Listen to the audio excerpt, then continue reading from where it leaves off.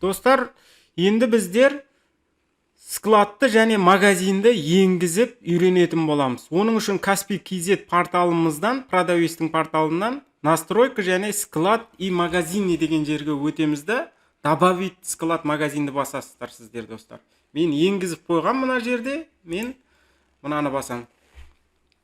Қараңыздар енді, достар. Бірін танысып өтеміз. Мынау ID склад деген бірінші складымыз. Қай жерде орналасқан?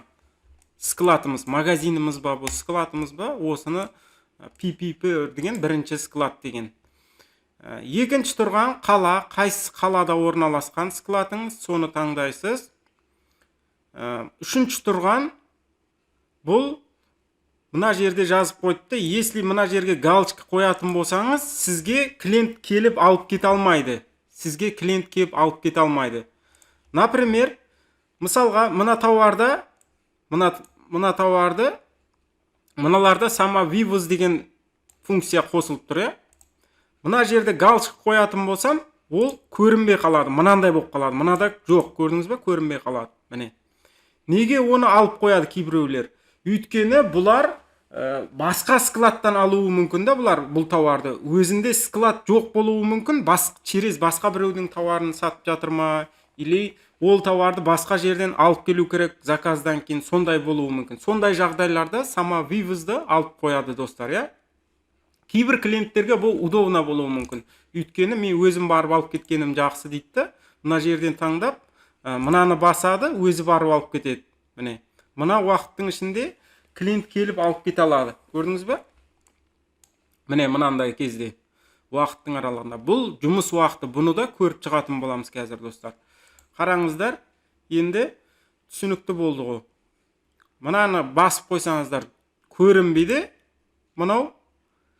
Мынаны баспасаңыздар көрініп тұрасыздар. Мына көрсеткен адресіңізде барып алып кете алады клиент.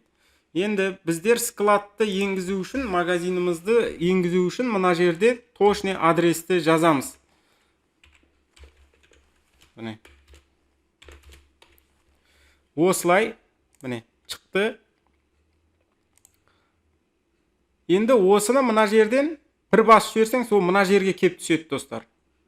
Түсінікті болды ғой, Одан кейін біздерде мына жерде расписание работа деген жерінде біздердің жұмыс уақытымыз көрсетілген. Мына жерде суббота, воскресенье ғана көрініп тұр ғой. Детальныйны бассаңыз, бәріне бірін өзгертіп шығара аласыз. Может, сіз суббота, воскресенье күні дем алатын шығарсыз, жұмыс істемейтін шығарсыз. Ол күні оны сағат мынаны алып қоясыз, онда галочкаларды. Ол күні жұмыс болмайтын күні.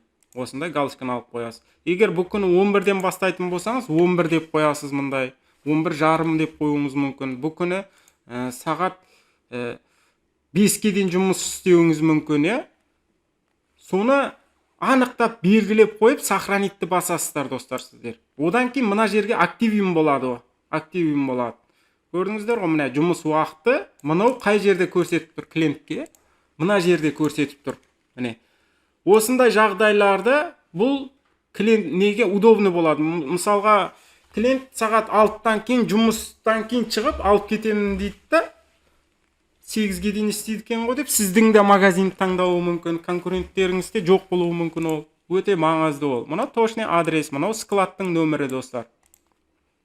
Түсінікті болды ғой, Егер де бір қателіктер кетіп жатса, мына жерден өзгертуіңізге болады. Карандашты бір басасыз, изменить етуіңізге болады қателерді. Мынаны бассаңыз, может, сіз көшіп жатсыз о адрестен, мынаны басып, өшіріп қоюыңызға болады уақытыншалық. Өшіп тұрады сонда сіздің магазиніңіз, достар, Мына жерден сіздің магазиніңіз уже шықпай қалады, оны өшіріп қойсаңыз. Уже, достар. Түсінікті болды ғой, Енді келесі сабақта басқа сабақтарды қарап шығамыз, достар.